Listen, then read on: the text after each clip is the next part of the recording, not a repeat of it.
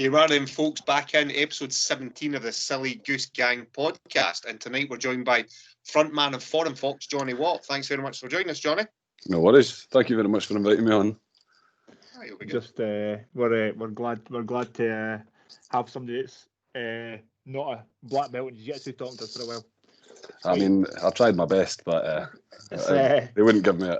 It's really difficult talking to somebody about jiu-jitsu when they're an expert and you're not, and you're trying your best to not sound like a fucking moron. So, I think the tables will be turned tonight because you'll know more about jiu-jitsu than I will.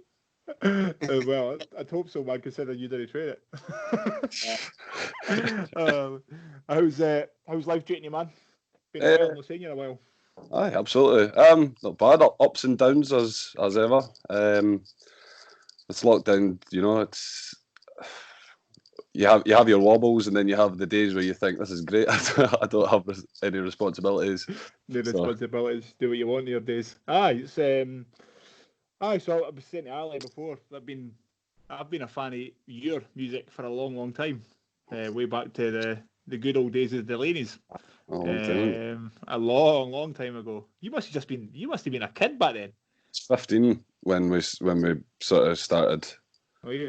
Well, I think we were 14 and then 15 when we sort of started gigging around. But because obviously I'm 6'5", and I was 6'5" since I was about 12 years old. So we used to go around touring all these different places, and they say, "Oh, we can't pay you, but we'll give you a couple of cases of beer." And I was like, "That sounds dynamite to me." Oh man, I was thinking earlier on about the last time I would have seen when it was the Delaney's. Would it have been? Do you remember it? Rothes Halls, and they ended up in a massive fight. Remember that? You remember that? Yeah, hilarious. The riot of Rothes Halls when that was hilarious. There was over 70 people just piling out of the main hall. Scrapping, and then I went out in the main hall and I thought, thank God I'm a little bit further away from the main action. And as soon as the doors opened, you just saw tables and chairs flying all over the place. And it must have lasted for a good, hour or so. Just constantly, devolving into absolute anarchy. Back when rock and roll was rock and roll, eh? Back when rock and roll was rock and roll. Oh, man, I remember one of my friends came back from the toilet and he was completely blackout drunk, so he was waddling back from the toilet, and as soon as he stands up he saw me and he put his hand up to wave, and then a chair just came out of nowhere. Oh man, the riot of Rothes Halls, fuck's sake, man. It was the good old days, eh? The good old days. I used to love going up to the Greenside. The Greenside was brilliant, man, for gigs way back then. The Greenside was a complete scene. That was where, as much as, it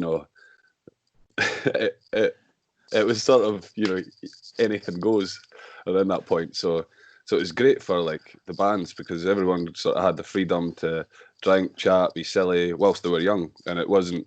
I mean, today,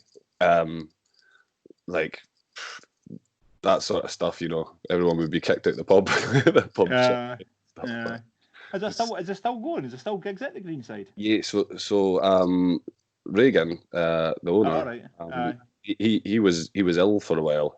But I believe last year he came back and he started, trying to get things back going. But then obviously the pandemic happened and it's knocked everything for six. But as far as I'm aware, he was still putting on shows and everything. I don't know. Obviously, I'm not in that kind of scene anymore. I'm getting old now, but I don't know if there's still loads of good young bands kicking about. Or... Oh, there's lots of brilliant young bands starting to come out the woodwork, especially in sort of Dunfermline. Well, as you'll know as well, our mutual friend Taylor has a new band as well, Sunslinger. Great band, and Domiciles, and there's so many new bands I can't even keep track of them. That's the thing about the internet. There's so much this. There's so much content. There's so much ways to put music out now. It's fucking phenomenal. But no, I think I've been one of these people that's moaned before about festival lineups. I know there's good bands, but the good bands I feel don't get to go to the festivals. It's usually fucking whatever's like fucking whoever. I'm trying to think of a name there off the top of my head. Like some shit pop act that no, you know what I mean? It's manufactured nonsense. I know there's good rock and roll bands out there, some really good stuff, and I know there's some good hip hop out there, like proper underground stuff that nobody. Yes. You know what I mean? Yes. A guy that I actually follow on Instagram, and I've talked to him. I was actually going to ask him to come on here. A guy called Focus the Truth. He's a rapper out of Brooklyn. Really good. But he's got like 8,000 Instagram followers, and Takeshi69's got like fucking 1 billion, and he's absolutely shit. That's the stuff that annoys me, man. You know what I mean? Yeah. So I'm gonna have to plead the fifth slightly on berating on festivals, because I do myself work putting together a festival. I'm filming out with festival. Unfortunately, we've had to postpone it to 2021. Sad emojis, but I totally understand the places where you're coming from, because part of doing a festival is trying to be obviously as fair in the sort of and wide ranging and inclusive as you can be, and it's also about well, for me, it's about the quality of these artists.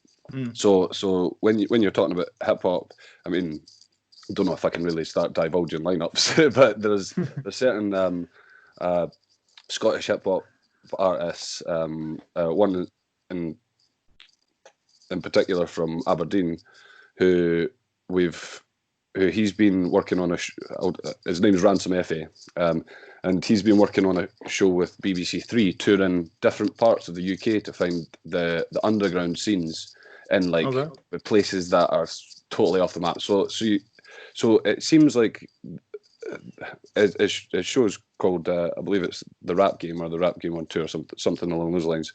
Don't quote me on that.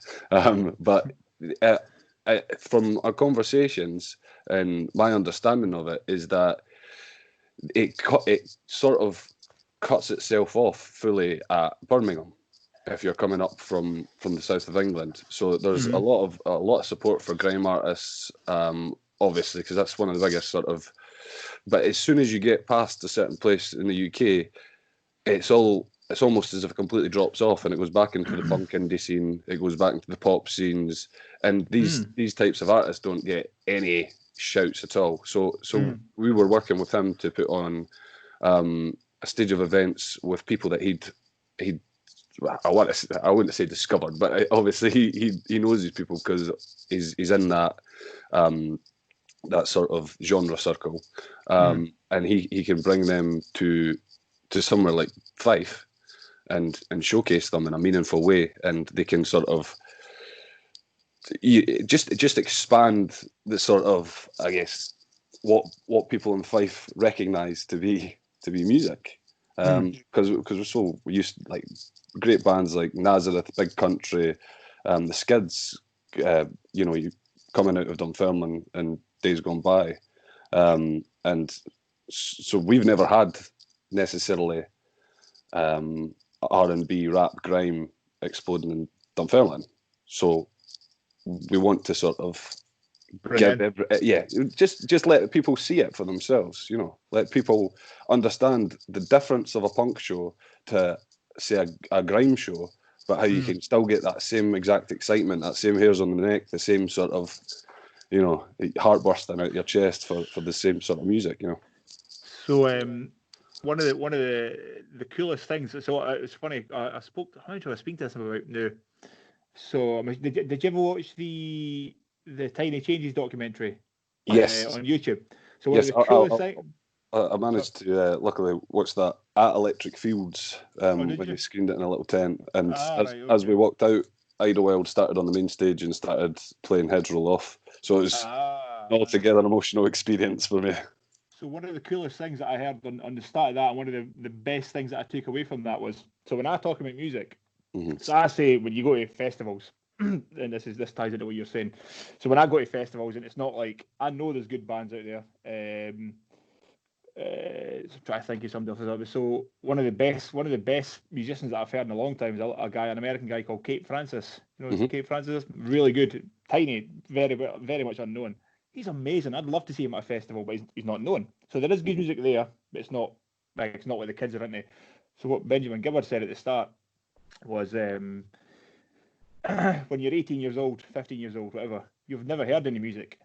Yeah. So every year at that time, you think it's amazing. So when you're 30, 40, 50, if you like music, you've heard a lot of music, and you don't compare it. You know, you try and compare what you grew up with, what's going on now, and that's when he said that. It's no longer new. To me. It's no longer new for you. Yeah. So when we were kids and we had one of the first albums, I went, "What the fuck is this?" Was Boy in the Corner. When Dizzy Rascal put that out in about 2002, 3, it was so different at the time. It was like, "What the fuck is this, man?" Yeah.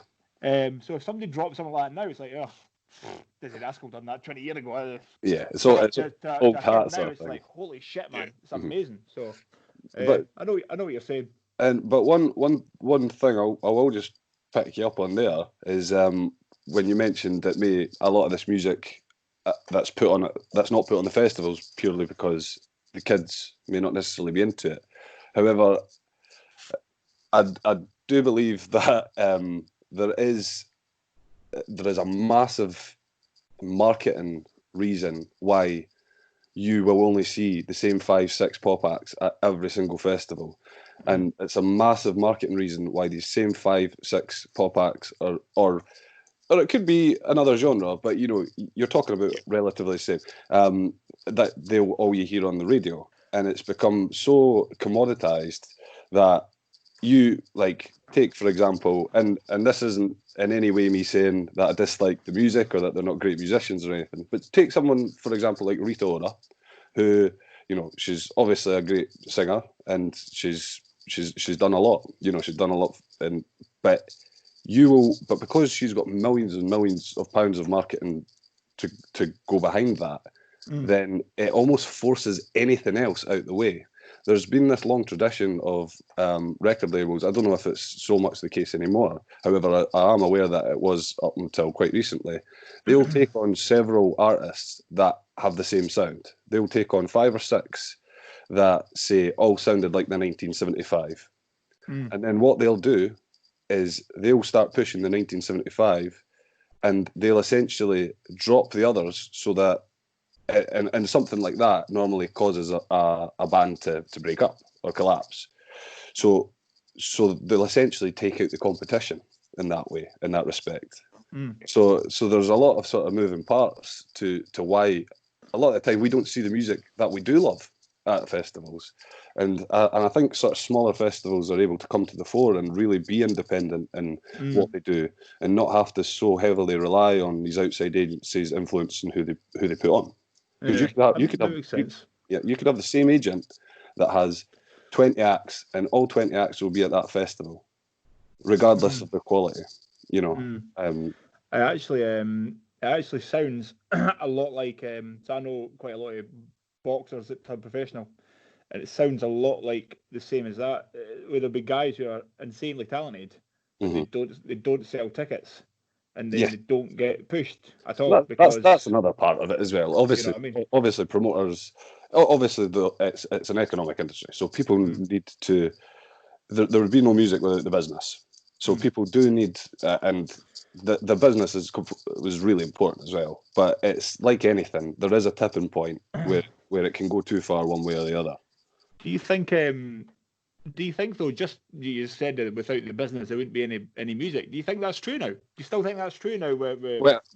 All these different platforms. Well, without the business, there would be no reach for the music. Is a better way to put it, because there'll always be music regardless of business. I mean, music's an art, so. But in the sort of as the point you made about all these platforms that they put the music out on. There is still a degree of business when it goes out. If someone puts a record out on streaming platforms, it goes via a distributor, and the distributor will put that out. That's the part of the business. But when that's out, then comes in the promotional and marketing. You may only know 20 people, and in this day and age, 20 people, even if they were all to share it to 20 people, and they were all to share it to 20 more people. It still has nowhere near the same effect as if people know how to actively promote on their social media channels, putting up a picture, putting up a video, putting up a clip, performing, all these parts feed into it. So it's, but what I will say about that is the music industry has come on leaps and bounds in the way that it used to be you had people at the top who were multi-millionaires, all the money in the world. The people at the bottom, no money whatsoever. Now what we're finding is there's not as much, anywhere near as much money there is still obviously ludicrous sums at the very, very top.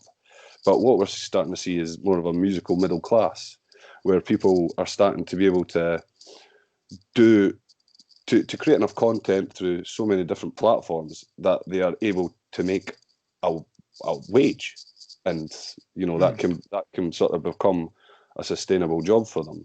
Whereas that wasn't necessarily as possible unless you were in a covers band or wind band, etc. So it's aye. No, it's interesting. I suppose it makes sense as well, because the more, as we're saying, the more platforms that are out there.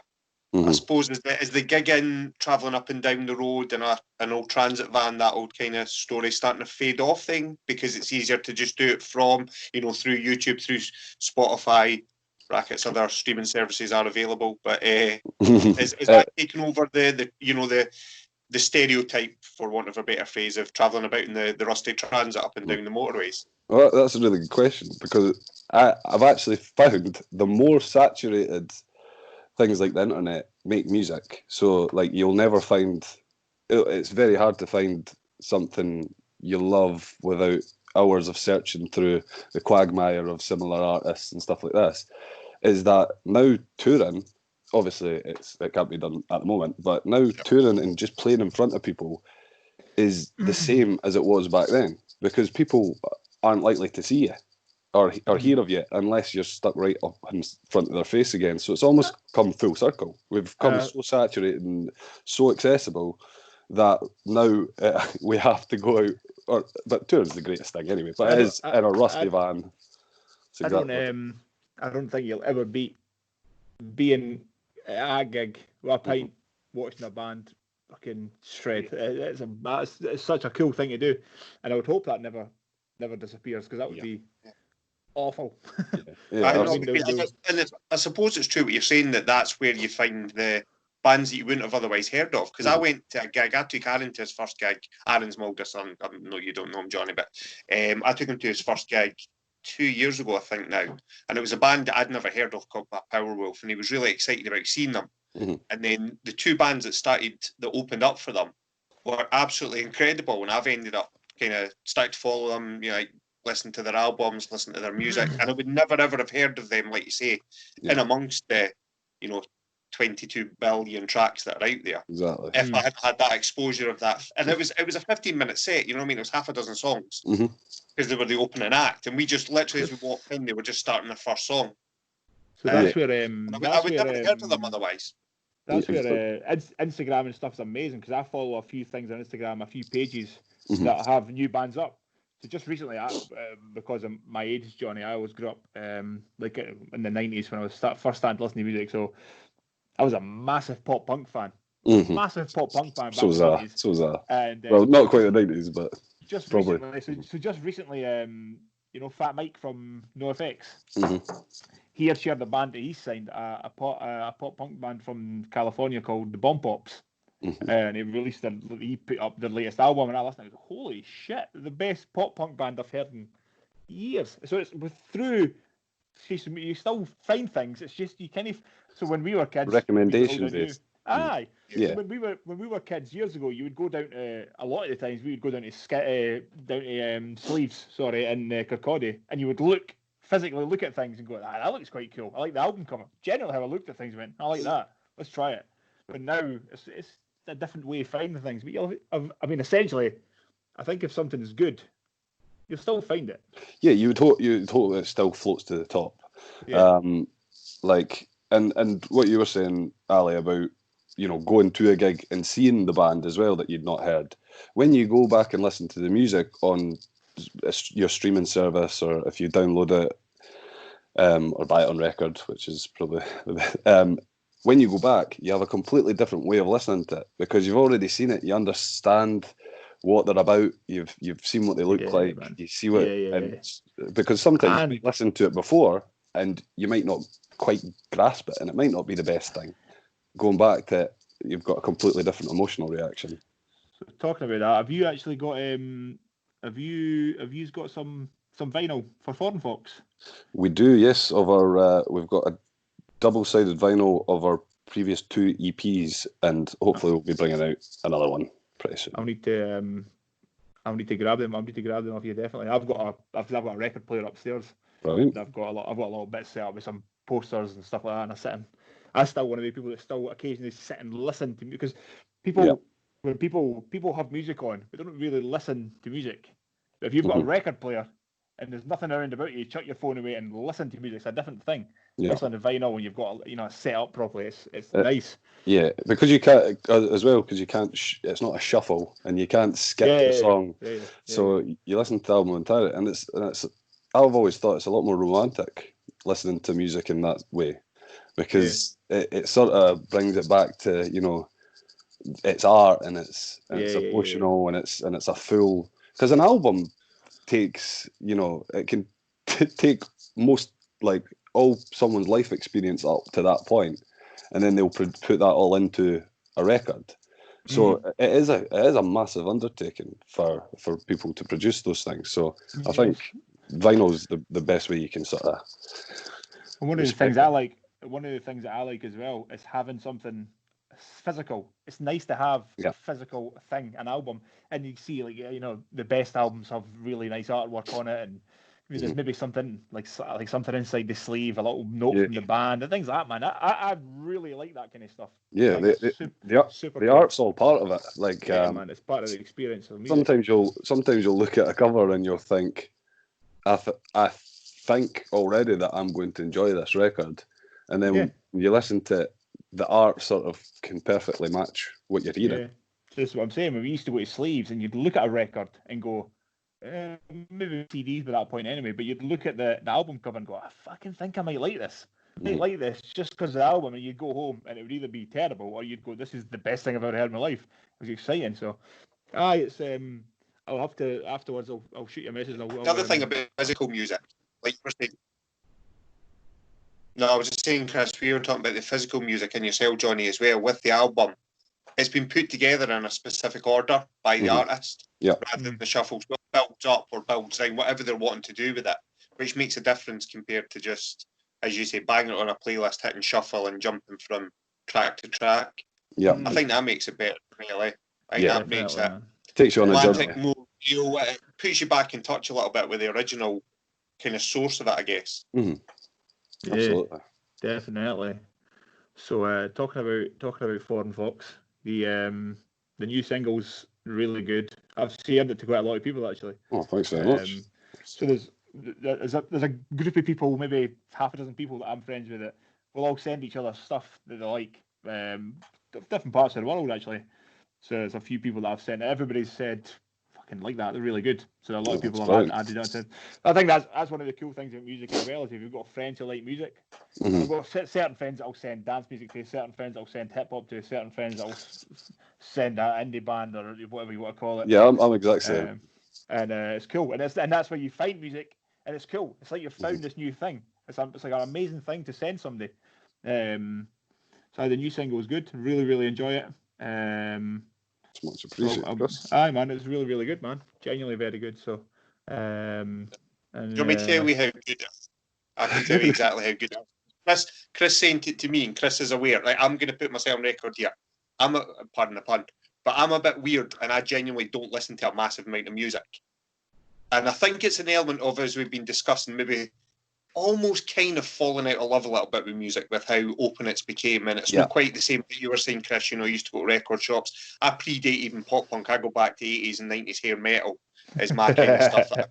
Which is why the band I was talking about, that sort of parallel, the German band called Kiss and Dynamite, and they had like the long hair, the headbands, the leather trousers. It was everything I loved when I was like 10, 11, 12-year-old. But Chris sent me the link to your songs. And I was like, actually, this is stuff I could listen to. I would happily listen to that. Whereas I barely picked anything new up since about NSYNC 2002. That's really appreciated. It's just funny you're talking about hair metal because I think the first ever sort of gig that my dad took me to was Wishbone Ash, and then it was the Darkness not long after that, and then sort of all Ed Guy and it evolved into sort of power metal. You know, you had your Dragon Force, then it evolved into people like Trivium. Do you know what's hilarious about music? You know what I love about music, and I've said this to loads of people. So you're talking about these like the Darkness and stuff, and I do not like them in the slightest, right? But if somebody loves them, if somebody thinks that's the best music that's ever been written, they're not wrong. I mean, I was 12, 13 years old at this point, but I look back with fond nostalgia. Do you know what I mean? It's that's what I love about music. It's irrelevant. Like I'm saying, I don't like this modern pop music or anything like that. It doesn't matter because if somebody listens to it, whether they listen to whatever it is they're listening to, if they think that's the best, if somebody thinks Justin Bieber is the best musician that's ever lived, they're not wrong. I mean, they're wrong, but they're not wrong. Do you know what I mean? That's what I love about music. You can't be wrong. That's a cool thing. So, it's. I mean, Chris, you say that. I will send you some stuff that you. I don't know if you've ever followed the page Catatonic Youths on Instagram.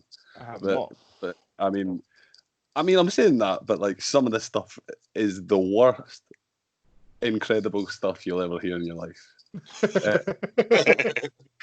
It'll change your life, and maybe not for the better, but I will. One thing that I always do is if somebody sends me music, I will always listen to it. I will always listen to music that somebody sends me. Sometimes I don't thank them for it, but I always listen to it. I love it when somebody sends me an album. Like, try this out, man. You'll like it. Well, segueing. I realise we're already 33 minutes in. So we're 33 minutes in. No far off. 28 minutes of recording. 28 minutes. Fucking hell, so man. I can do my first musical piece now, and then hopefully after that will break up the sections of our conversation, so it doesn't turn into an hour-long, let's wax lyrical on our love for music podcast. No, man. But I'm enjoying it. Right, so it's good fun. Just we'll just continue chatting last time.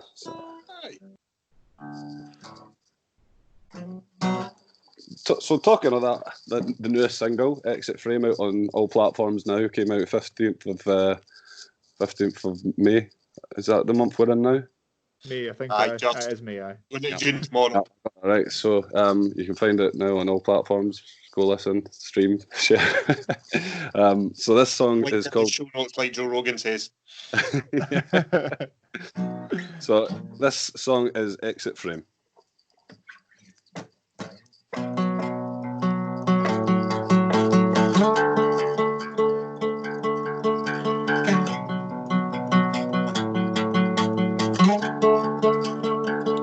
My distilled dream, tried my best to stay clean.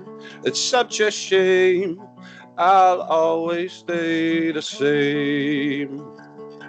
You will not, you will change. All your beauty and your grace will be let go from these chains when I exit frame. Talk to me when I'm drunk again, and talk to me when I'm drunk again. And I'll do my best to pretend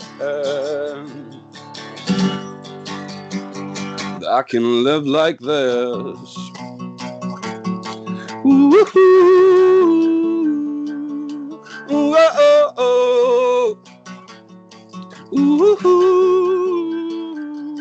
So pour me another 16 drinks. I've got big shoes to fill, I've got big ships to sink, and I'll sink a new one every day. I'm never more than half awake, with everything at stake. So Talk to me when I'm drunk again. And talk to me when I'm drunk again. And I'll do my best to pretend I can live like this, and that's what happens when your body ceases. Broke my heart into 50 pieces.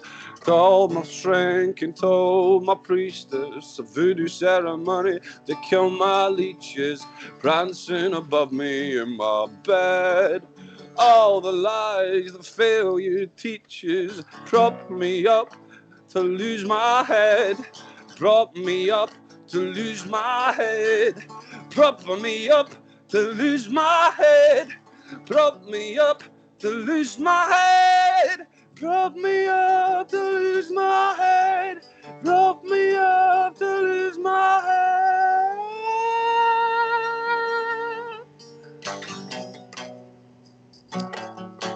Ooh, ooh, oh,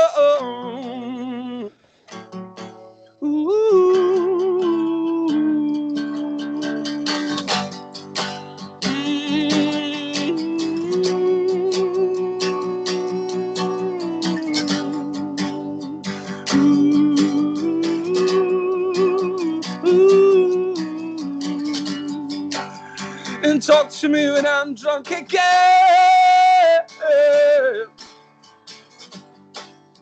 And talk to me when I'm drunk again.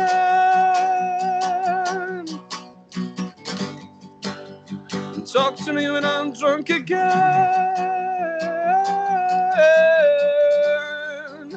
And talk to me when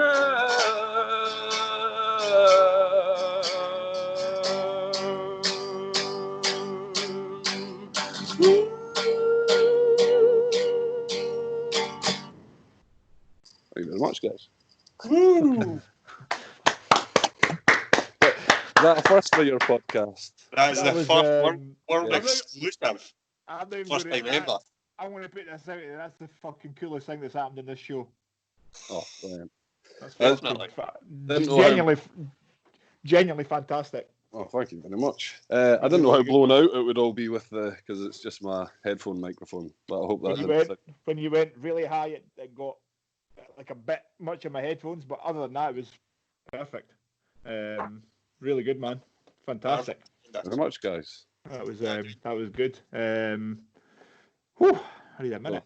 I need a minute to compose myself now. that was cool as fuck. Really happy with that, man. That was good. You saying you've not played for a while? It's more sort of because we're in lockdown. I'm using the time to write, so I've not necessarily been practicing any songs that are already written. Is the best way. That was good. If you've not, like I say, I'm not a sound engineer. I'm not really musical, but it sounded fantastic. So thank you very much. Great, talking about your writing, Jonny, is something I've always wanted to know. I don't really know many singer-songwriter types, but what do you do when you're putting the song together? Is it the lyrics first? Is it the tune, the musical side of it? Obviously, using my technical language here. It completely depends, which is the biggest cop-out. But I think so. I've got a sort of writing book. The first one I got was actually brought back by Joe, that you know, Chris Joby, who was as he was known. I go way back, he used to be sort of Delaney's bassist, and he brought me back this sort of natural raw papered, leather bound sort of book from India. When we were like sort of 15, so I was like, I'm going to. Being 15 years old, you're like, I'm going to write the best songs ever written and put them in this book. This is best. So I filled up that book, and then I got another one off Amazon that looked very similar. Other retailers are available, but a lot of the time it can be. I may write when it's complete silence. I may write poetry. I may write sort of a short story. I may write, and I'm not trying to rhyme anything, and then I'll read it back and I realise that I've written like it rhyming. It can be unconscious, but sometimes the music, I'll come up with a part, I'll take it into the band, we might flesh it out into sort of verse, chorus, verse, where the bridge is going to go, etc. And then when I'll come in with the words, we'll add it, and then obviously the song will change the form, how the words go. But also there's been times where I've been driving to practice, and like one of our songs, Monsoon, for example, it's got like this sort of quite menacing bass line at the start, and I was driving to practice and I just heard it in my head. So when I got to the rehearsal room, I said to our bassist at the time, Paul Devine, play this. So then everyone sort of started joining in with their own sort of spin on what they thought, and then our drummer Nick said, well, "What are you thinking for the chorus?" And I had in my head, I wanted it to go a lot sort of more expansive when it reached the chorus, and so I was like, something like this, and it was literally the first chords I played was what the chorus was. So that song was like, you know, a bolt of lightning that, you know, I had no preconception of it before I was in the car. But then some songs, you know, you might write a little bit and then leave it for 3 months and then come back and you've still not finished it properly. It's actually very similar. So I suppose art and I suppose any art will be similar in that kind of the way that things take form. So there'll be times where, and Ali would tell you this as well. So in jiu-jitsu, so unlike boxing, obviously, you know, I came from a boxing background. Yeah. Jiu-jitsu is a completely different thing. Where sometimes I'll be, you know, rolling rally, and something will come to me, and I'll go, "Oh fuck, that's there." Other times I'll be driving along, exactly the same as a song, and you'll go, "What happens if I do this?" And then I'll have to, and I'll sometimes stop and write down, put this arm to this position, and I'll have to think about it, and it might take me 4 months to figure out what it is I'm trying to do, but you can always come back to the original point and go, no, that's not right. That's what I love about creativity is it can be immediate or it can take 6 months, and there's no right or wrong way to do it. And sometimes the long way is better because it finds its own kind of natural course. And I can imagine as well in something like jiu-jitsu, you may have been shown how to do say a move or a submission or whatever you would call it, the technical terms.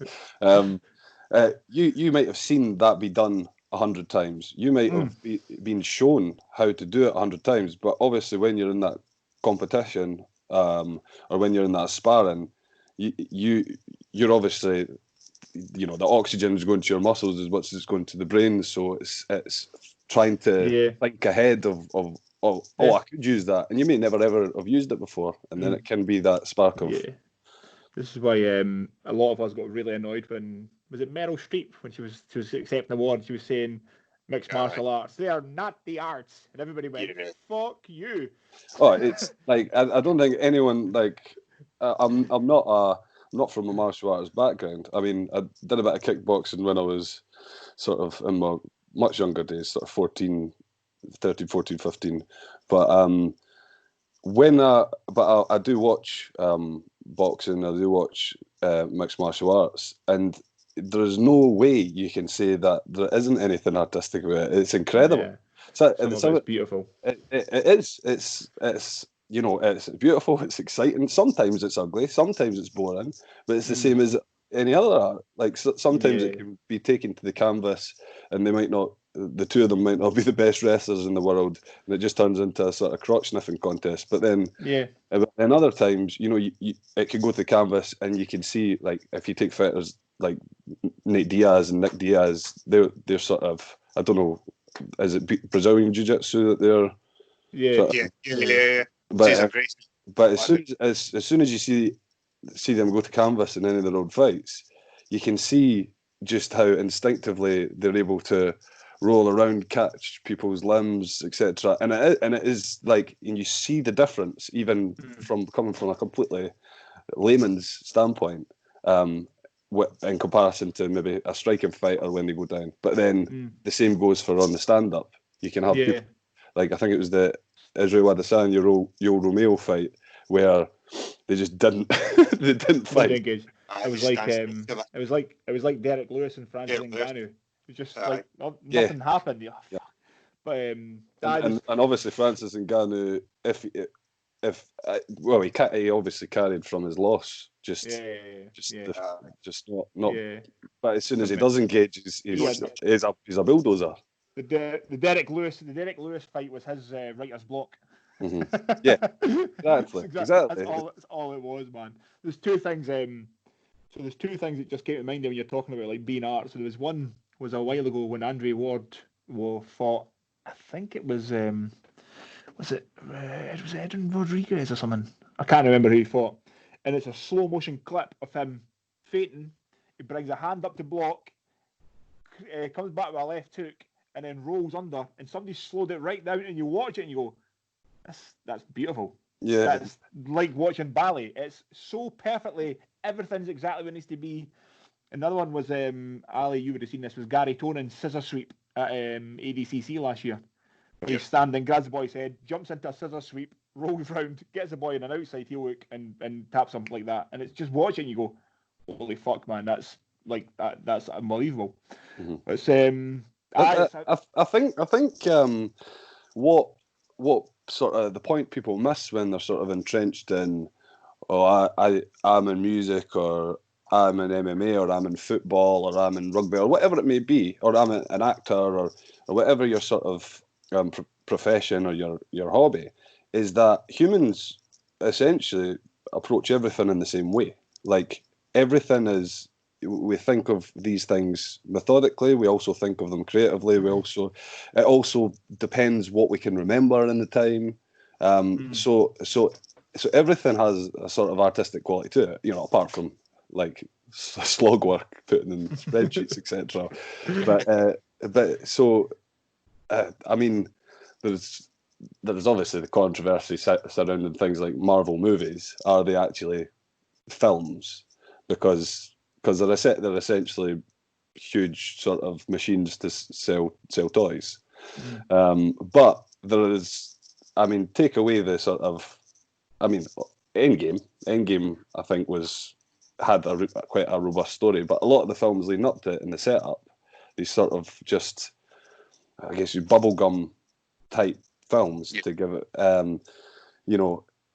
you can still appreciate the FX artists and the special effects and the directors and how they've put together like huge, massive set pieces. So I know where like people like Martin Scorsese are saying it's not necessarily their film, their artistic expression, but there is still so much in it, if you know what I mean. I mean, it's a bad example because I'm not necessarily fond of it. No, but there's so many different levels to it, as you say, and it kind of goes back to what you're saying, Chris, that even if you think Justin Bieber's the greatest thing in the world, they're wrong, but they're also not wrong. It kind of ties back into that. And even talking about, like, with the Scorsese and the method acting and stuff, I remember reading a quote by Dustin Hoffman when he was first started as, like, the big method actor, and he was doing Marathon Man with Sir John Gielgud. And there was a scene where Dustin Hoffman was supposed to be awake for 3 days and getting tortured. So in preparation for the scene, he stayed up for 3 days so that he could feel what it would be like, and then filmed the scene having been awake for 3 days. And John Gielgud turned around and said to him, "My dear, have you ever considered acting?" Because he had actually stayed awake for 3 days to be awake for 3 days, whereas John Gielgud came from the classic theatre. So it all comes in cycles, doesn't it? Because Scorsese stuff was a new age, but it was still different. And like someone like an actor, like say Nicolas Cage, for example. There's so many because there was a point where he would take any sort of movie that was offered, and some of it got terrible. But the sort of style in his acting comes from like old German cinema, where it is overacting and it's over expressing everything. And when you sort of clock to that, when you watch something like one of the good films, like I guess Face Off with John Travolta, when he is just so overbearing and over the top, but that's his sort of style. And even though people hate on it, so you might not think he's the best actor, but people who, like Chris says, the people that think he is, they're not wrong. You're not wrong. You can't be wrong. What's hilarious is there can be fucking. I've just forgot what I was going to say. This is why you don't. I've just completely went blank there. I've got a Nick Cage segue about his acting style. Did you ever hear when he was doing Kick-Ass? You know Kick-Ass, the movie where he plays the superhero. Yeah. And he hadn't told anyone, so the very first scene he started filming, Matthew Vaughn, the director, was like, and action. And he starts acting, and Matthew Vaughn's like, cut, like, what the fuck are you doing? And he goes, I'm playing the character as if it was Adam West that played the 1960s Batman. Yeah. And he's like, I'm playing Nick Cage, playing Adam West, playing the character. And Matthew Vaughn's like, okay, just see how it goes. And that's literally how we did the movie. It was like, he goes, I was Nick Cage playing Adam West, playing the character. But unbelievable, isn't it? So it's like, and I guess in that sort of sense, for an actor, it would give you those certain degrees of separation to really give yourself over to the character, because it's no longer the pressure of you acting, and it's no longer the pressure of you putting on a good performance. It's you saying, I'm becoming someone else to play this character. Yeah. I wonder genuinely with those actors, like those A-listers, I wonder how much they get immersed into their own bullshit of becoming somebody else, that they just start to fucking have these grand fucking illusions of like insanity. Like if you're playing somebody else all the time, you must lose track. It's like Definitely. when Andrew Dice Clay, the Dice Man was a character. Yeah. That was a character, but he ended up just becoming Dice because he did it so often and he just became it. So if you're an actor, you must get lost to who you really are. There must become the point where they don't actually know who they are anymore. There's played this. There's a massive danger because I mean, take for example Joaquin Phoenix in his role in the Joker. You know, unbelievable film, unbelievable performance, but not just that. I think you can constitute some of the other performances before that, when he was playing a mentally ill. Well, I don't know if you've heard about. I can't remember the name of the film that ended up being called, but he essentially in real life pretended to have a psychotic break, pretended to want to join the music industry as a rap artist. Went and met like Dr. Dre, etc. Slow your roll here, man. Joaquin Phoenix is the greatest rapper alive. But, I mean, you're not wrong, but you're wrong. Yeah, you're not. You can't be wrong on that. But essentially, he spent over a year playing this role to everybody he knew. So everybody. I think it was only like the director and a couple others knew what was happening. So he went on talk shows, and I mean, we know how scary that would be now after his most recent role. But he went on talk shows, and he was completely like just. And not even overbearing, like, you know, obviously boorish. It was like he had genuinely lost it. Yeah. And then what was the talk show again? Because I watched it. I watched it like at the time, and it was like, holy shit, man! Joaquin Phoenix has lost the plot. I think it came out afterwards. It was a role. I think it was David Letterman. That's what it was. Because when he went back on after the Joker, when he went back on after the film was out, like he was. Like Letterman was very pissed off with him, like, because you could tell he was like, you know, you really offended me, you know. But obviously he's trying to make nice because of the thing. And then going from that to playing the role as the Joker, and then going back on these talk show hosts, you could see that elements of every character he's played throughout his life have stuck with him. And obviously he's dealt with trauma of like his brother's death, and then it comes out with a lot of allegations surrounding his brother and his friends in the Hollywood industry, etc. And he was young at the time, remember, when he got into the film industry. So God knows what demons he has. And every part of that must chip away at what you thought you were and to what you are. But I guess what another way to look at it is that we do. To get quite deep here, we do every sort of 7 years, every single cell in our brain, as you'll probably know, is replaced as it regenerates. So it could be said every 7 years we are a completely different person. Yeah. And if that 7 years taken up by a TV series that lasts 7 years, Yeah. you may well be more that type of character. That's one of those. That's one of those funny things that sometimes you haven't spoke to somebody in ages, and they'll remind you of something that you did.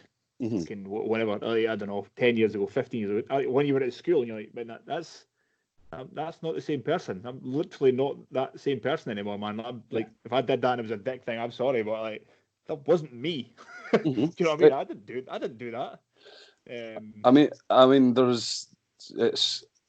it's wild to try and get your head around, but you see even the friends that you still continue to grow up with. I mean, obviously there's elements that will always continue. Like I guess you always have those sort of sides to your personality that are that are why you are friends with each other. But you do see huge change. Like I see a lot of changes in my friends, and obviously responsibility and maturity and turning into an adult and comes with that. Like we can't be wee dicks running about causing riots at Office Hall forever. No. Talking about riots. I think that's the perfect segue into what we're talking about pre-recording. Why? Jeez. Well, it's all kicking off in America, isn't it? It certainly is. I think for. Well, I mean, this issue obviously goes back hundreds of years, from imperialism, etc. But there has been, I think it's safe to say, the USA has been a broken society for a while now. It's sort of turned into this corporate oligarchy, and because it's a republic more than a democracy, because they have things like the electoral college, it's people haven't been able to really push for the change that's been needed for a long time. So all these tensions brewing up. George Floyd was the straw that broke the camel's back again, and it will. And if there isn't any real change within the police, and like I know a lot of people rightly point to racism in institutions in the UK, but it's and I want to be careful with how I say this, but it's still completely incomparable in how it is in the US. I mean, the police in the UK, for the most part, police by consent. So they try to garner the trust of communities. They try their best to do that. That's their sort of MO. Whereas in the US, they police by force, and that's always going to attract the worst type of people. So you can go to university and train for years and years and years to learn about law, 8 weeks in police college, and you're out there with a gun. That's just wild. Yeah. That was absolutely wild. I think it's such a deep rooted problem, and there's so many variables. I don't know. Like you're saying, it's one of those things where that's clearly the thing that's broke the camel's back. From what I understand, I think that the policeman is now under arrest for third degree murder or something. But I don't know. Yeah, so he's charged with third degree murder, but it was on film, and the world watched him first degree murder someone. That was he understood what he was doing, and he had so many priors of shooting people whilst he's on duty, and he's had so many allegations of police assault. I think he even got fined something in the region of $25,000 at one point, and then he was still continued to be allowed to be a policeman. Yeah, I saw his rap sheet had been shared online. I'm talking about the police officer here. Yeah, and if you talk about it in terms of the FBI statistics, he's killed 7 people, which makes him more than a serial killer. Oh yeah. You kill 3 people and you officially become a serial killer in the FBI classification. He's killed 7 people and is still a serving police officer. He's had 12 different accounts of police brutality lodged against him, and every single one of them have either been found not proven, which isn't particularly, releasing them from anything, or they're sealed and there's never been anything official came off the back of them. Yeah, and he's. I mean, obviously, he is the sort of the spark. Well, I won't give him any credit. Sorry, George Floyd is the spark that's ignited a real movement that does bear political weight. Oh, I understand that obviously there's some unsavoury things that have happened as a result of it, be it outside provocateurs or just desperation in these places. Because you've got to remember the mass unemployment now in America. They don't have the furlough, the United States, because they don't have the furlough schemes that kept the businesses going. So everyone's like a one-off payment, didn't they? Yeah. So that's sheer desperation, and it was a pressure cooker. But that police officer is only symptomatic, and he was one of the ones that was caught on camera. I mean, most police anywhere, I'm sure most police officers in the US, and I've seen so many great ones recently, telling the protesters that they're there to, facilitate their protest, that they're there to support their right to protest, etc. But then you do see in some other places that there is, the ones that have probably done the same thing, and it's not been caught on camera that time. And it's so hard, and the system is set up so it's so hard to prosecute any of these people. So it was, and then they're surprised that there's riots. I mean, like it's. So the thing that I find, the thing that I've seen quite a lot of videos now, and the thing that's the saddest thing, and it really, because it hurts the protest in itself, is I've seen loads of like black business owners whose businesses have now been looted, who have they're in tears, like stop. Yep. Their livelihoods now decimated because people are looting. So this is where it becomes so that it's in no way, shape, or form can you defend a policeman. He's killed somebody. It's on camera. He's done it. What's sad is that because of that, it sets off a waterfall of things, basically, if you think about it. And it's now people now are just angry and setting fire to shops. And if you're using this to go and loot a shop, you're not really protesting. You just want some free shit, but you're just using this as a thing. So that's what's sad. So what I will just add to that before we get too much further is as much as there will genuinely be people who are looting through desperation because of the protests, as you've mentioned, there is, because harking back to how broken the society has become, there are so many subsets of groups with their own political agendas and their own things to push that have gotten involved in these protests, and they're using it as an excuse as well. So take for example, there was a video widely shared, and it's not, and this will be an allegedly, but allegedly that this guy, this is the footage. He's walking up. He's got his gas mask. He's got the his protest gear in, but he's walking separate from everybody else in a majority black community, and he's going with his hammer, and this is a white male, and he's going with his hammer and just smashing windows, and the protesters are running over to him, telling him to stop. They're saying, "What are you doing?" And he's doing it calm as ever. Now, and allegedly, and I've seen this shared, but obviously, don't believe all you read on the internet, but allegedly he's a serving police officer. And there's been more reports of, obviously, because as you would, undercover police within the riots to make sure they don't get out of control. But there does seem to be factions where they are trying to make these things go out of control, because as soon as protesters stop being peaceful, that's when the government knows how to deal with them, because that's when they can use force. However, now what we're seeing is that they're just using force even if they are peaceful. And the last couple of days, in some places.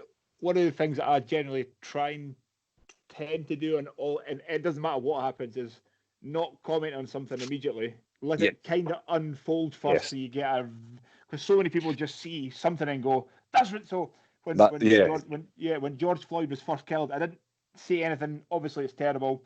I didn't know what he had done prior to that. All I see is a video of him, a knee on his back of his head.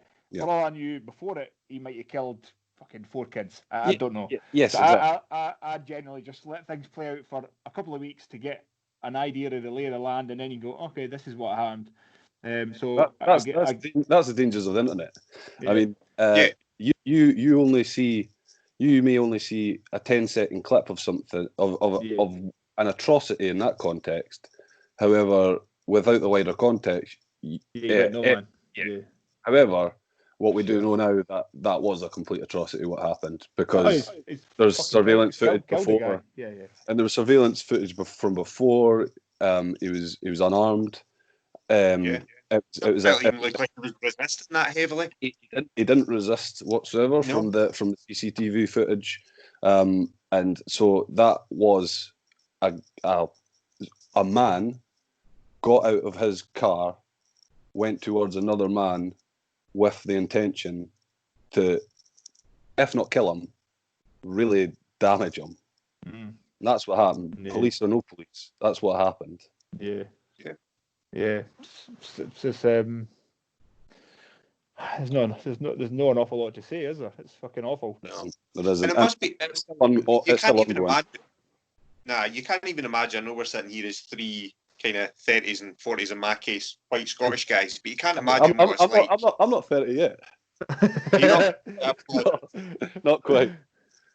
I apologise. But 20s, 30s, 40s, what it must be like to grow up over there as a young black guy or girl. Do you know what I mean? And seeing that potentially, I know this is maybe I don't even know if it is an extreme example. Is this one of the ones that we've happened to have seen? Is there smaller happening to face time on time? Do you know what I mean? And the thing is, we're obviously not an extremely diverse and representative podcast panel. Ali's ginger. And my beard also. So we've got 2 gingers.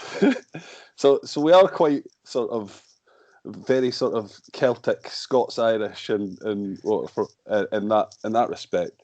However, we understand, living in Scotland, the massive privilege that even in the UK, that being white still gives you, not necessarily to the same extent. I would say that the UK has more. No worries. Sorry, I'm getting dark here. I've always sort of thought of so the US has it's a really in your face racism problem, and in the UK it's much more of an undercurrent, and I would say it's a class problem. So definitely more class than race, as I would say in the UK. Yeah. So regardless of your race, the factions of, say, perhaps aristocracy, or what we would refer to as elite, just will put upon poor people. However, obviously, you do have the Brexit debate blew up a lot of sort of really on the surface racism in Britain, and that was just heartbreaking to see as well, because it does seem like we've lurched further towards America in their politics.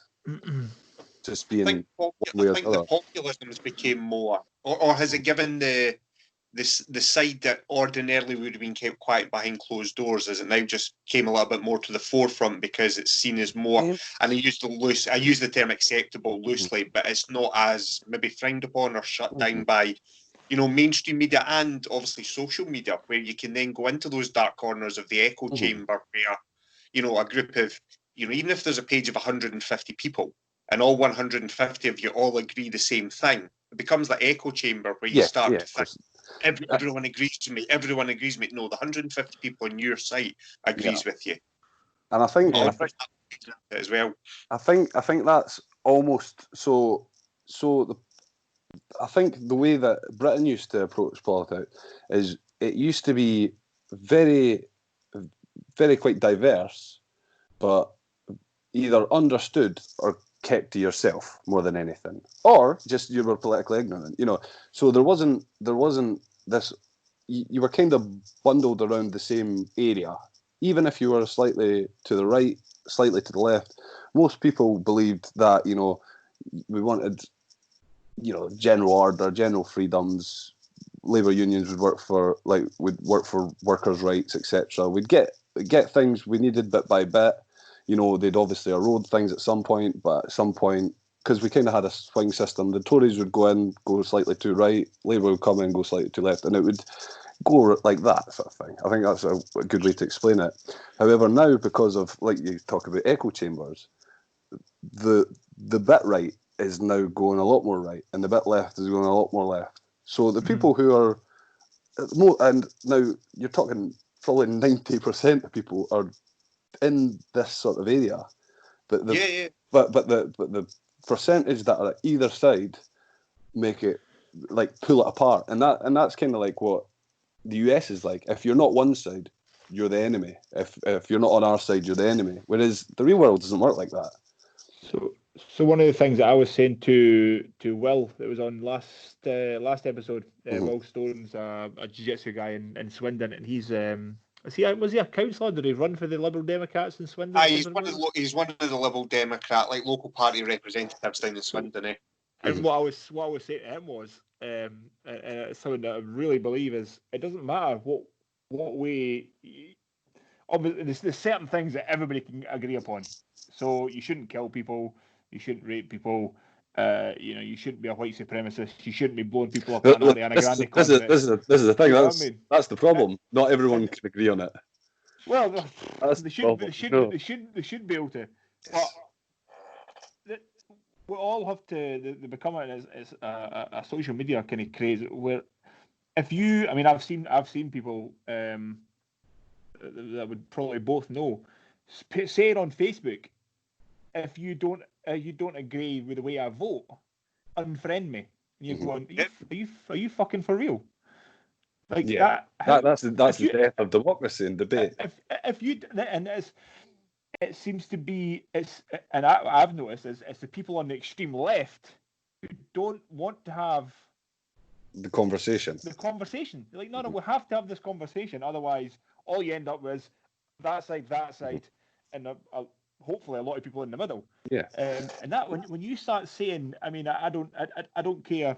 One of the things that's been quite scary actually recently is people getting banned on YouTube.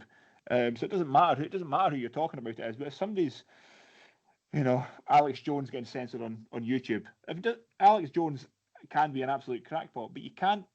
Once you start shutting down somebody's ability to speak, that's a scary road to go down. It doesn't matter. I mean, obviously there's certain people. So if somebody's a fucking, whoever, somebody in the far right or somebody in the far left or somebody who's a Islamist, they probably should be shut down. But people who are not kind of on the fringes, you can't stop people having. You have to have the conversation. So I think I would probably identify myself as centre left, as most sort of even as right as we think that as right wing as the Tory party we think.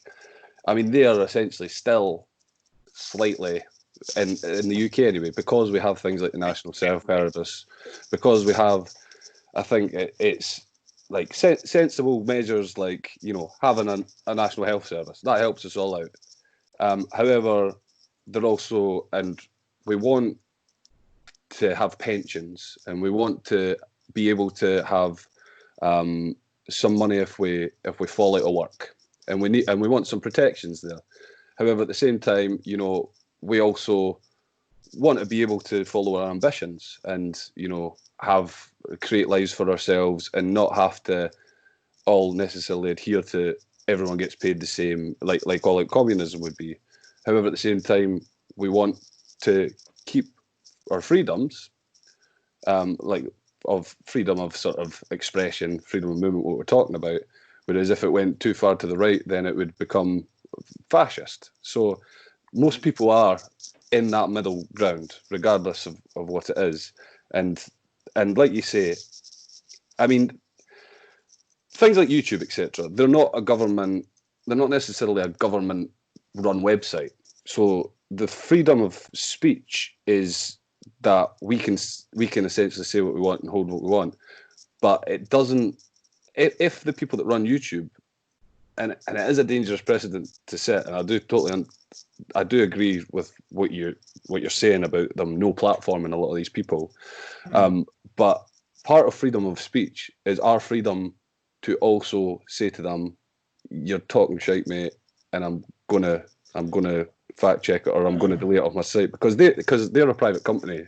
Well, I think that's why they've. I think that's why, and one of the things that I was having to explain to people on Facebook, especially, was people were putting these mad 5G conspiracy videos up about coronavirus, and they were saying it keeps getting deleted. You go, no, it keeps getting deleted because it is fucking idiotic and untrue.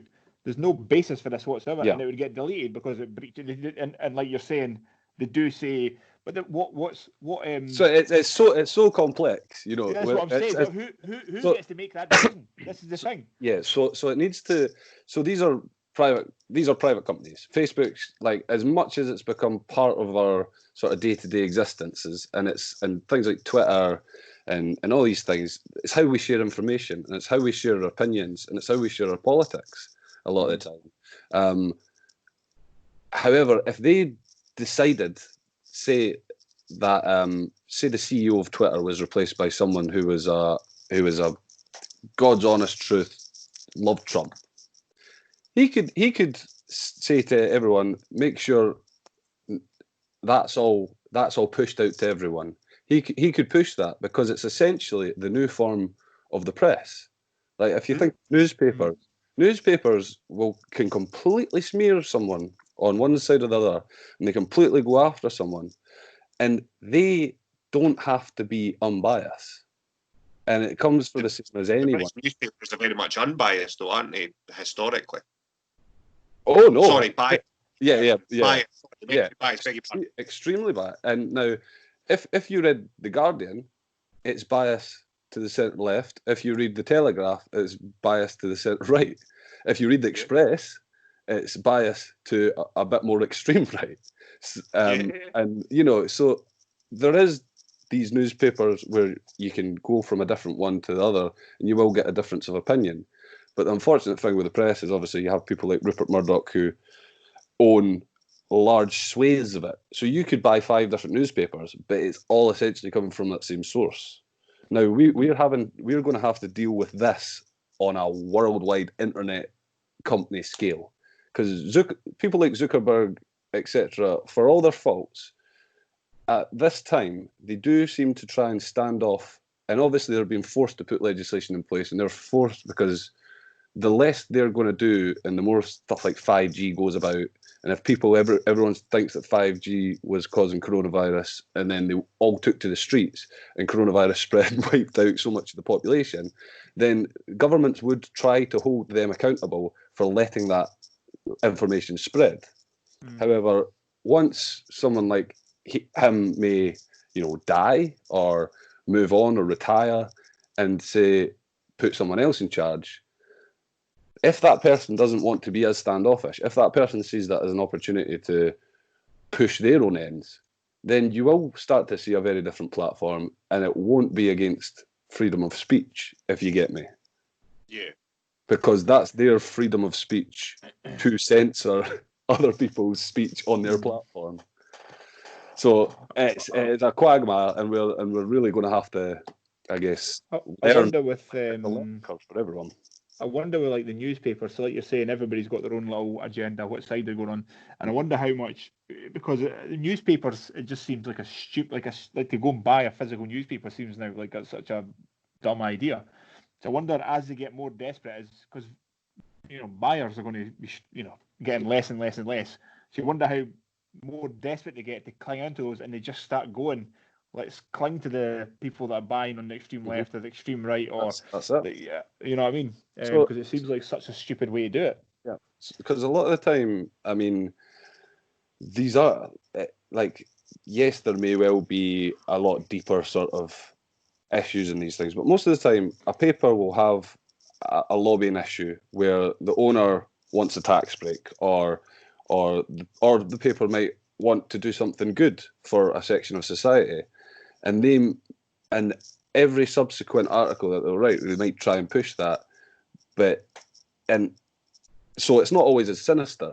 But what you're saying about buying a paper and the readership going down, I mean, obviously the older generation are probably the main ones that still read it.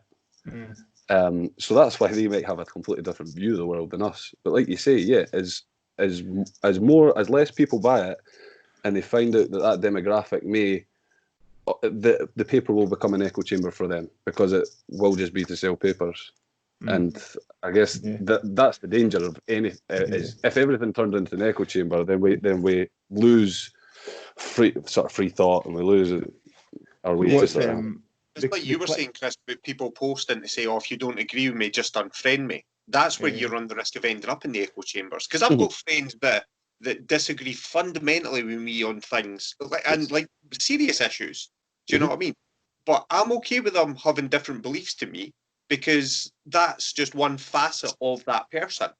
Even if there's multiple things and it's something I would really, really have issues with, I have unfriended, unfollowed people because for various reasons. Yeah. But on the whole, I'm okay with people having different opinions to me. Do you know what I mean? I think people get tribal. People get tribal and stick to that echo chamber. I think also, in saying all this, you are perfectly inclined to mute people if it is really sort of not what you want to see, right? So that is okay.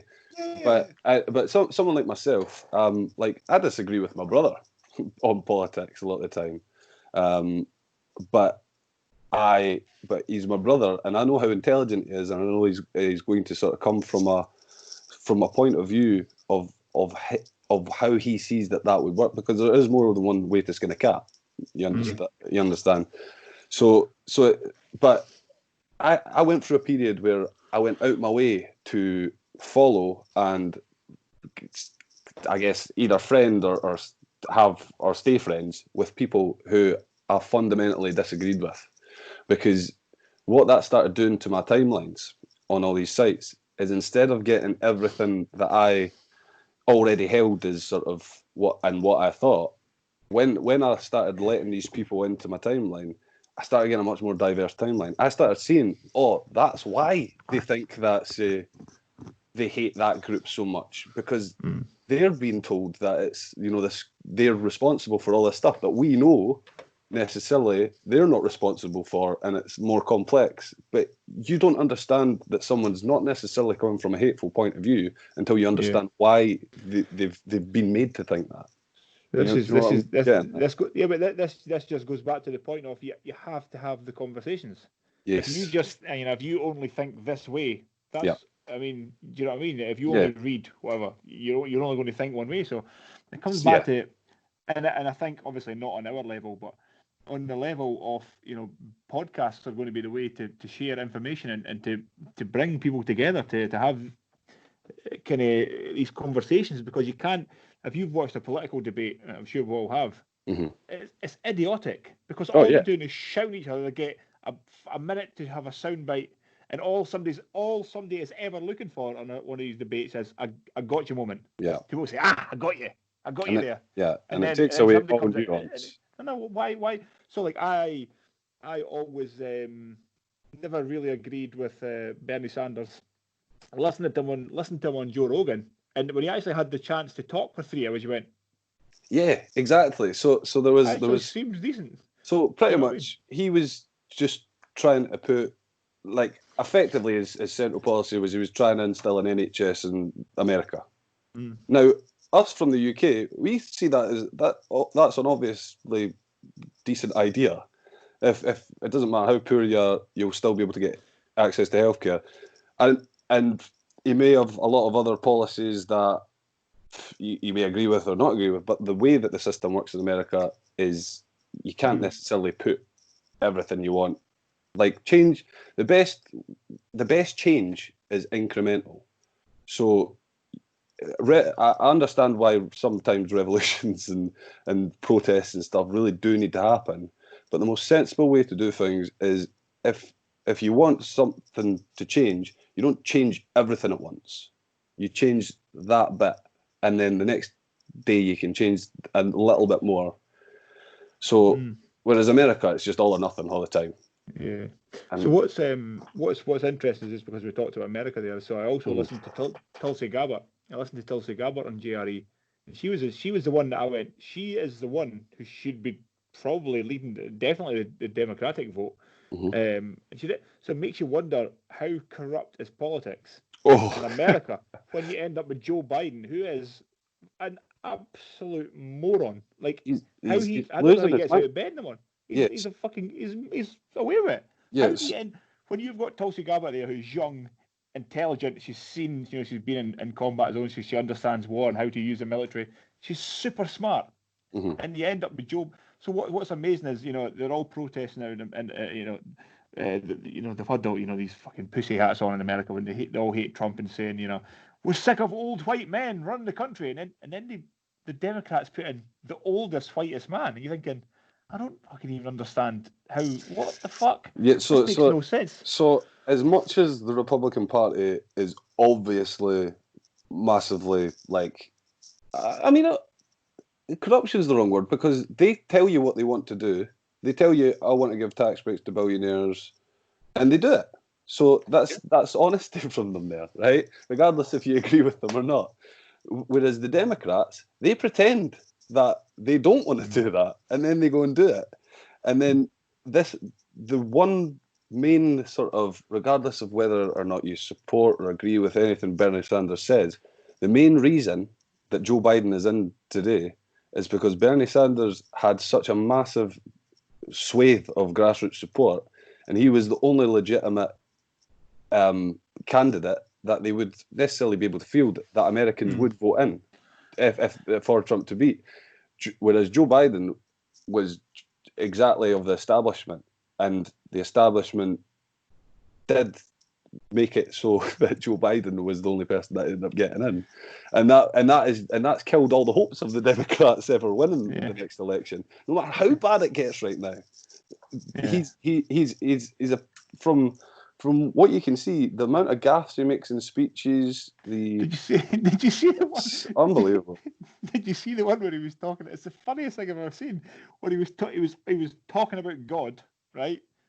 And then, like mid conversation, he forgot what he was called, and he went, that guy. And you're like, what? It's hilarious. I know. The thing that's dangerous is, so he's effectively trails off and forgets what he's talking about, and then you've got someone who is supposed to be in the White House, who's supposed to be a figurehead and really give your country some form of stability, who is, I think, just purely because of his upbringing of immense privilege, that he feels that he can just say things like, hit him, kick him, not realising that goes out all over America. And now most people would think, nah, he's just, that's just the way he's speaking. But you have that 1 in a million person that's like, that does mean I should start being violent, or that does mean you've got two people that are necessarily the worst people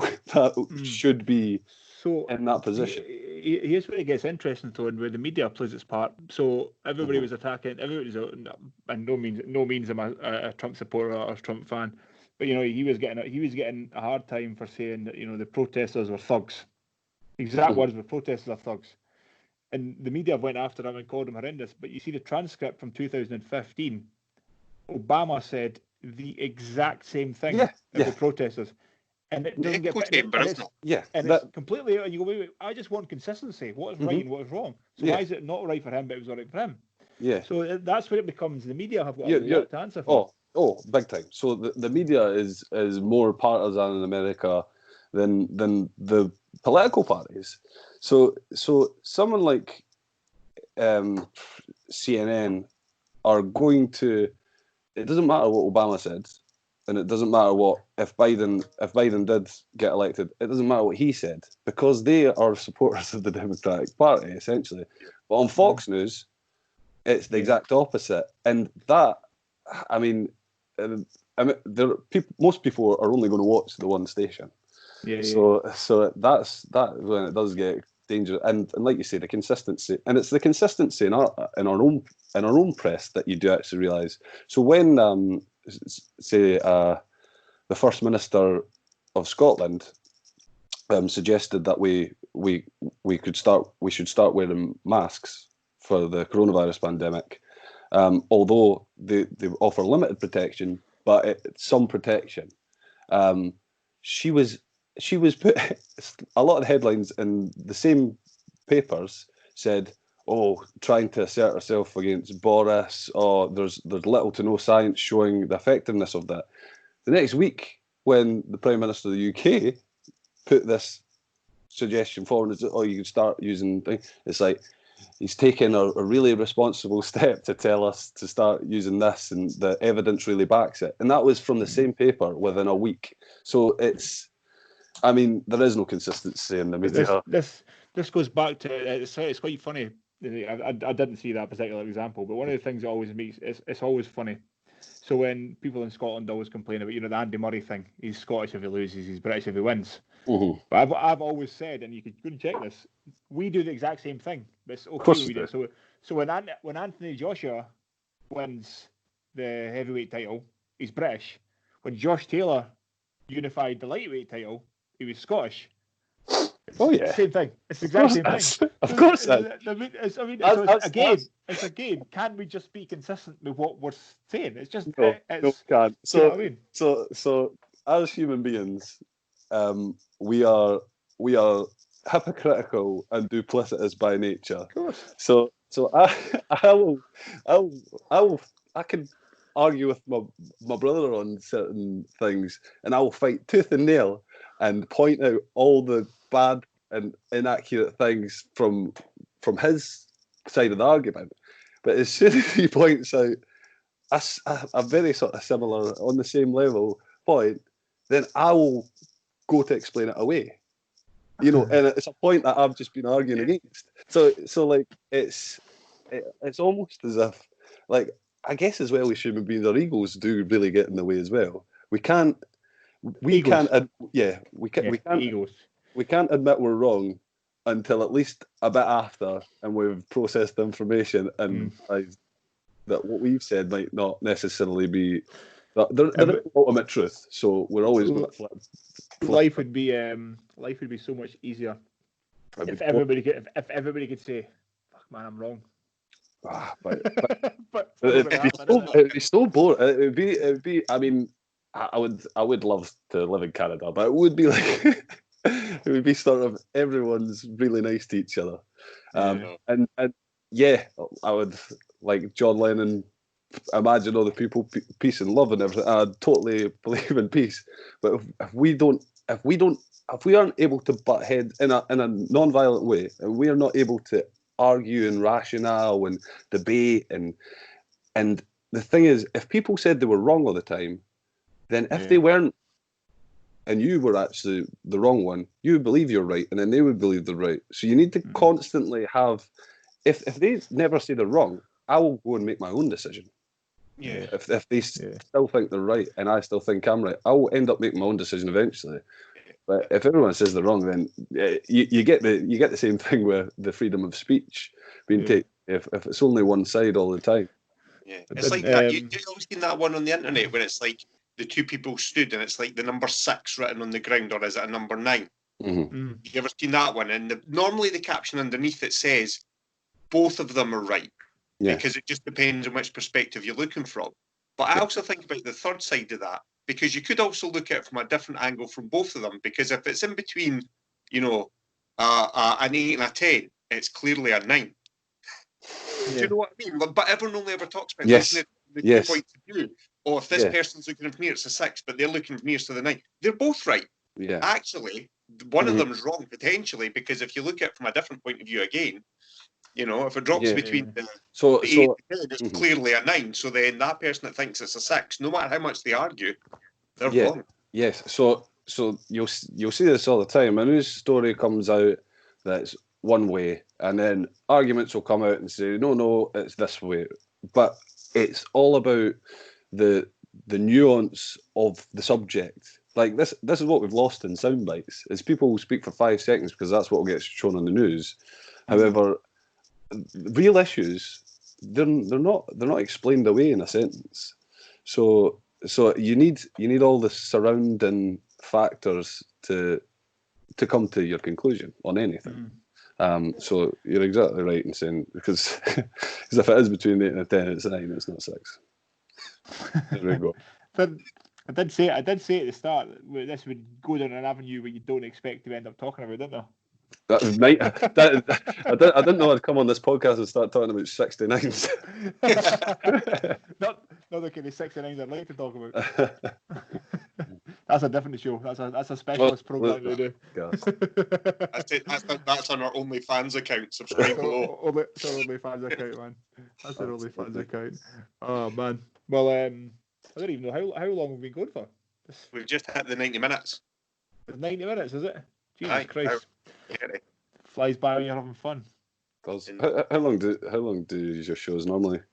About an hour. As long as we're talking, about an hour or so normally, but we're still going. What normally happens in the conversation is it normally becomes like a natural point where it goes, that's probably about enough, and you just kind of wrap it up. But sometimes, I think we've had one that's a couple of hours. Yeah. I've done a few there. If it's still going loose and it's still interesting, we still just keep going away.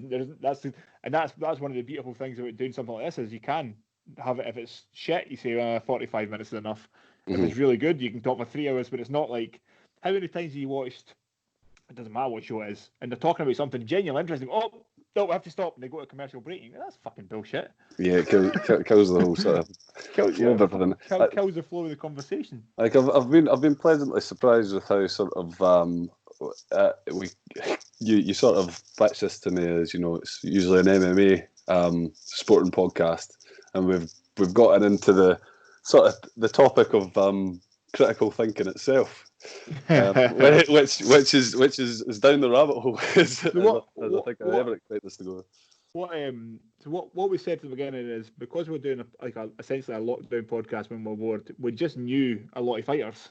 That's just because we both come from that kind of background of sport. So, but we were adamant that it wasn't going to be a fight podcast. So we've had on non-fighters, and we've kind of gotten. Well, the thing is, I think between the two of us, we're kind of probably just about intelligent enough to hold a conversation with most people, hopefully. But so we've got some of the people we've got coming on. I can tell you off air, but I'm not telling you now in case it doesn't happen. But we've got some fucking cool people, like genuinely cool people coming on next week. People that are actual professors, like actual professor in their title. Brilliant.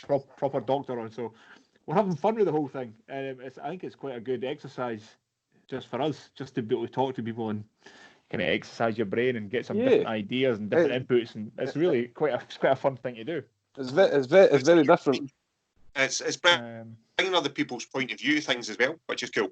Something that me and Chris, even talking in jiu-jitsu, we've had some guys on that are high level jiu-jitsu and drop something in, and you can see me and Chris when we watch it back, we're both like, okay, like we've never even considered it before. Yeah.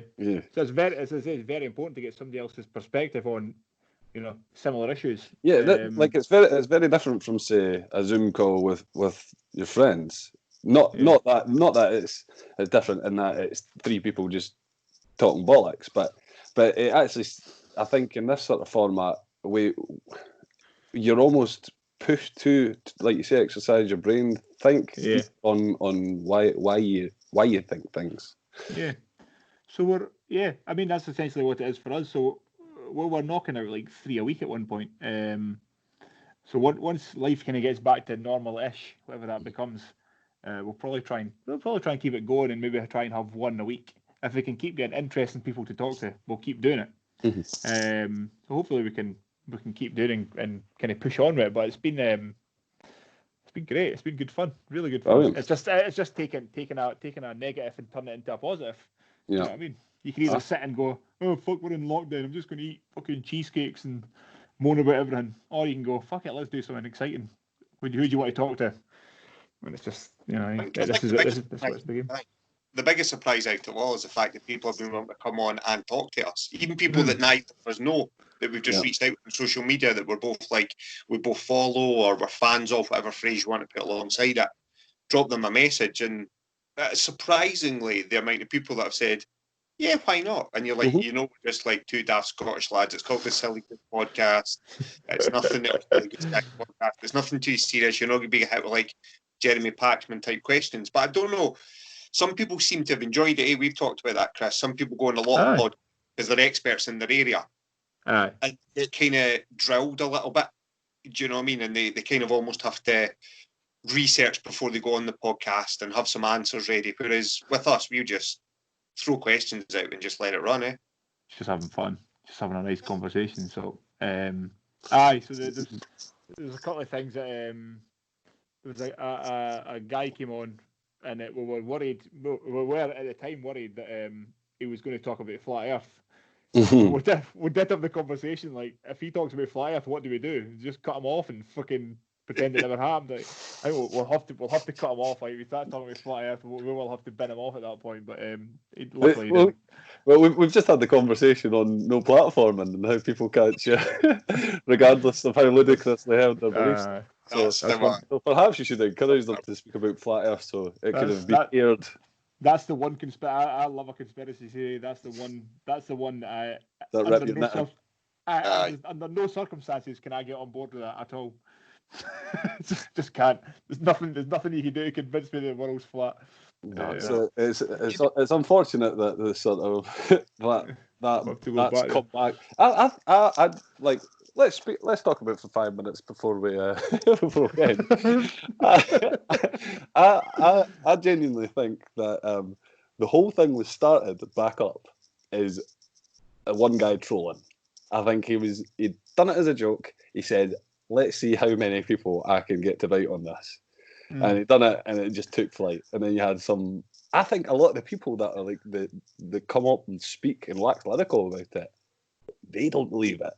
I think they're doing it because they realise it will give them a sort of certain celebrity and it'll give them a platform. And think of how much money some of these guys have made from. I bet you that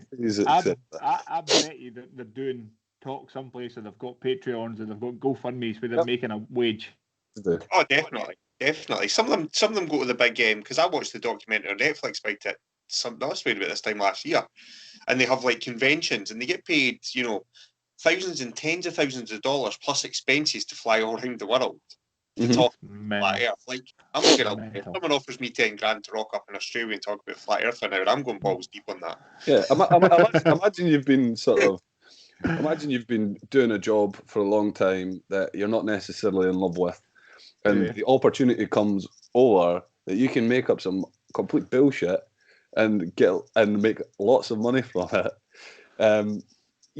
It kind of would persuade me to become a flat earther. If I was going to make $10,000 a month, if somebody's flying around the world talking about flat Earth and bawling because of it, I can't hate on that, man. Exactly. I can't hate. He's a fucking moron, but I can't hate on it. but is he? This is the thing. Well, maybe he's not. Maybe he knows. Maybe he knows that he's not. It's like Katie Hopkins, for example. She knows that she says things because of the reaction. The more reaction, the more bites you get, the bigger the profile grows. And I think that's what a lot of it does come down to. It's not what they necessarily may believe in real life. I mean, she might do, she might not. I don't know her personally, but it's shock jock. That's what it is. It's shock jock. You do it so you get a reaction. Man, I do. Just before flat Earth, though, I wonder what the flat earthers think as they fly around the world. Like, how are they working out? Like, when they fly to Australia, what do they think's happening? It'd be You know what I mean? Like, I don't get it. Even with the UN flag and stuff like that, I still don't get it. I just don't get it. I think we need to finish up on a happier note. I can't finish up on Katie Hopkins and the flat Earth, man. What the fuck? Thought this was an MMA podcast. We're talking about flat Earth and Katie Hopkins. This is taking the turn that I wanted it to turn, so I'm glad about that. The master plan all along, flat Earth. So 5 minutes on a final talking point, and then because I am absolutely scorching. I'm like a sauna in this room. Okay. So if we hit a last topic, and then we'll. So you pick the topic then. Anonymous. All right. Okay. The anonymous breaches. So are we both familiar with Jeffrey Epstein and the sort of furor surrounding? In the non-biblical sense.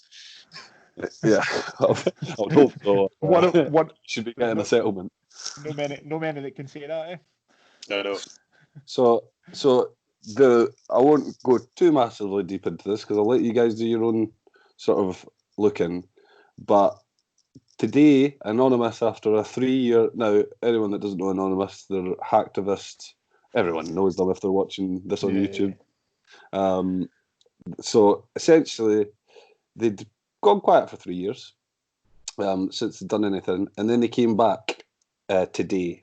And part of it was disrupting Minneapolis police websites. And they went on...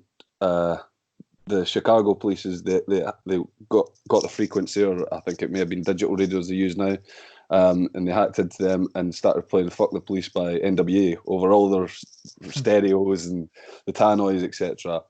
But that pales tiny in comparison to the documents they've been releasing, sealed court documents from all these sort of what you would call people that live in the upper echelons of society.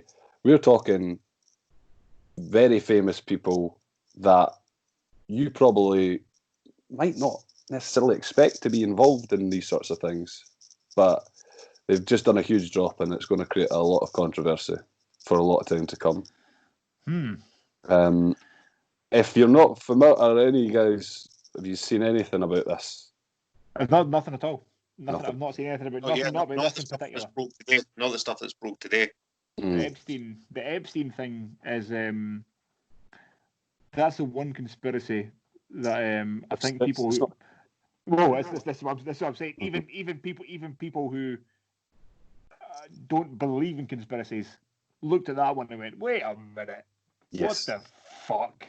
You know what I mean? That's the one where everybody kind of went, "Wait, stop! Yeah. What the fuck, man? That's the one where everybody has to hold up for a second." Private island with a constant flow of underage, and I don't think it was just underage females. I think there was underage boys involved, from what I've come to understand from some of these leaked documents. And this goes to the top of several countries. We were actually talking earlier.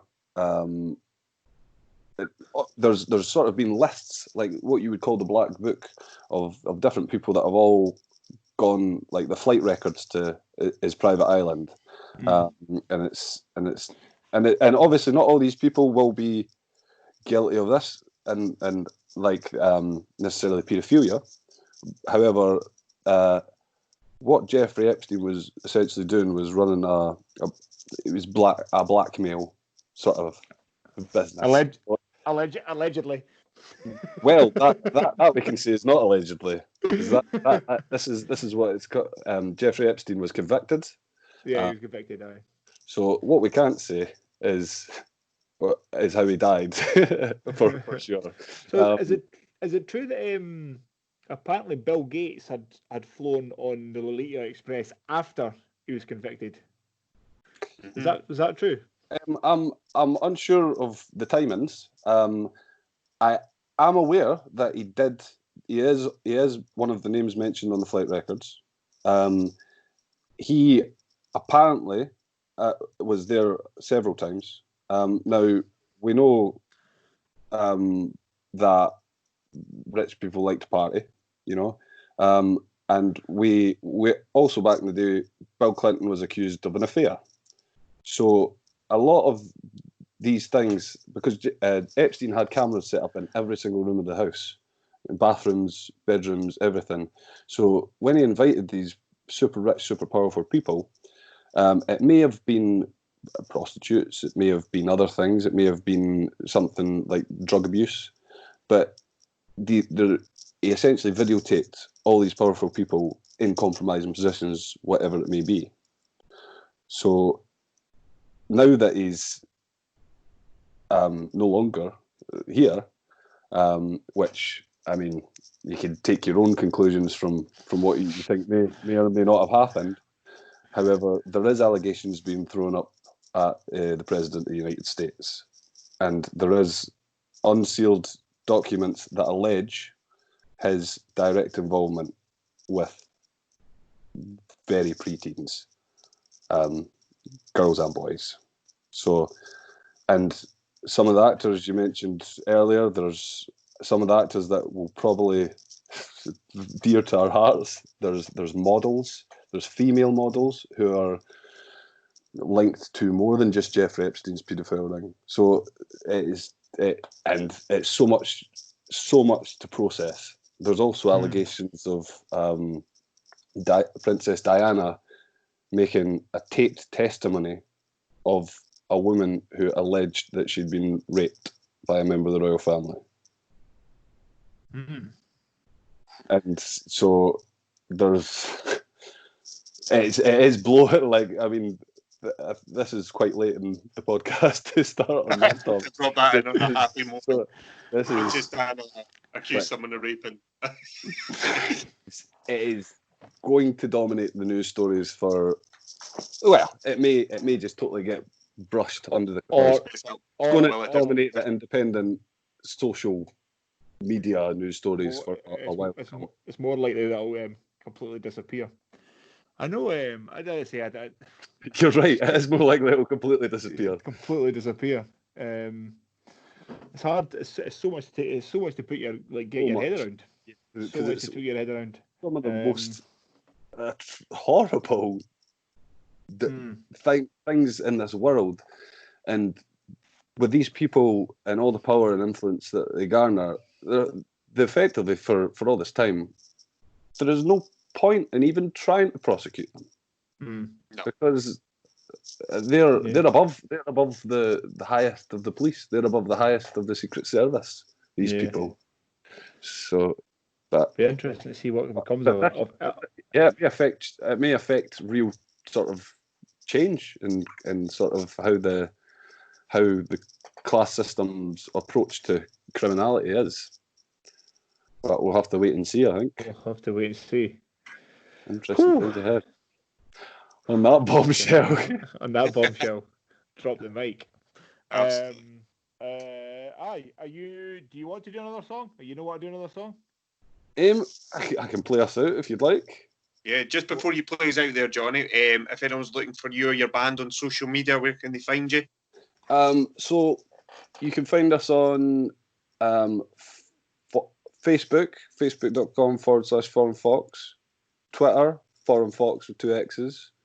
We got hacked. Well, my own Facebook got hacked, and our Instagram page got deleted after I'd installed a certain video chat app. But this will be alleged as well.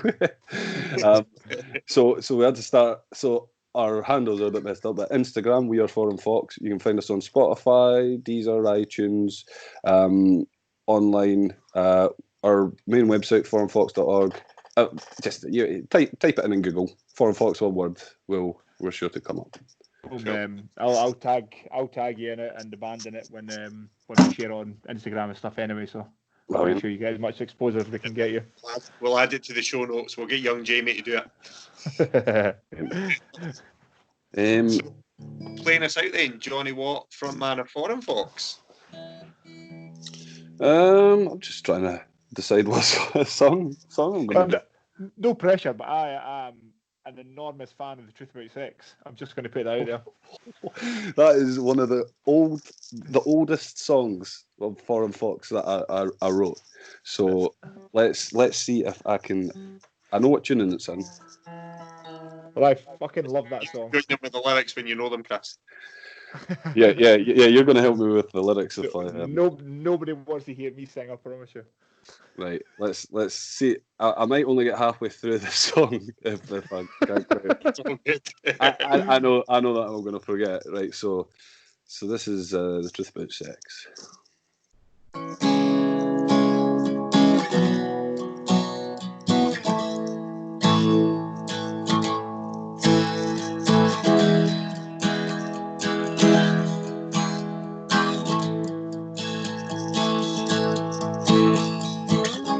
Forgive me, I haven't been sincere. See, these lies tend to build up over years. My brother can't even look at me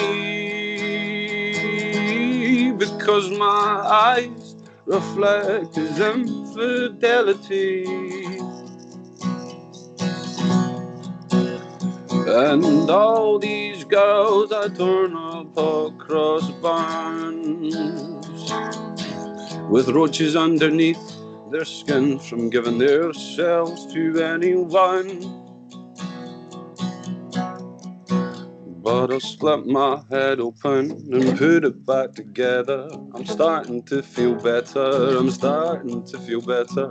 Split my head open, I'll put it back together. I'm starting to feel better, I'm starting to feel better. I'll split my head open, I'll put it back together. I'm starting to feel better, I'm starting to feel better. I'll split my head open and put it back together. I'm starting to feel better.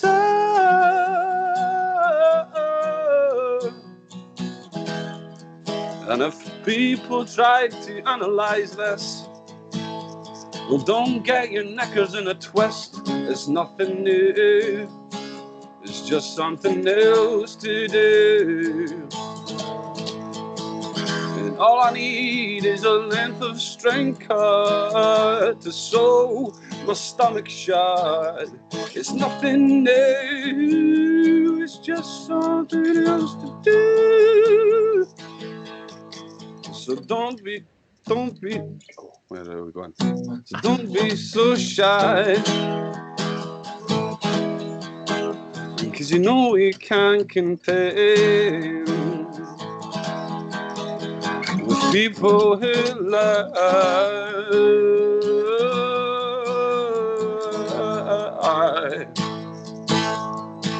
But we'll just have to pretend.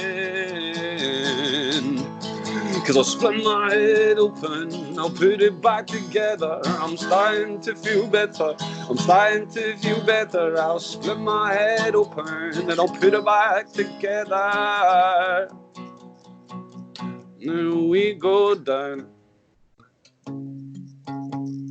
to the town where everybody is all the same. Sex on the brain, nobody can refrain. See, this place has gone insane. And don't look to me for some solidarity. I'm not your dad, and if I was, I'd have cast you out a long time ago. So don't try and tell me, yeah, how you think this should be. Split my head open, but we'll get along. But we'll get along. Split my head open, but we'll get along.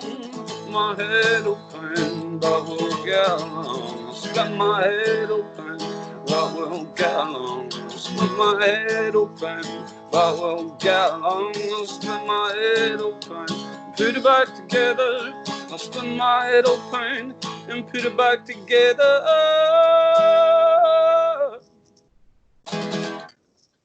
Woo! That's been a few years. That's been out of the set for a few years, so I'm surprised that I could remember that. But thank you very much for having me on the podcast tonight. That was good having you, man. That was good having you on, Johnny. Oh, it was really good, man. It was 100% enjoyable. Fucking love this. I love the new song. I've loved the truth about sex since I first heard it, and it was fantastic. I think if we're still going in 6 months' time or a year's time, we'll definitely ask you to come back on and do something else.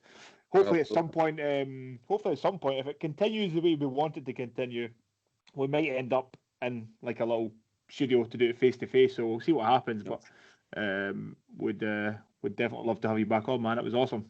Yeah, what is it? It's my pleasure. Episode Awesome. 17 in the can. Woo! Jonny Watt, frontman, Foreignfox, thanks for joining us. Thank you for having me, guys. Cheers, guys.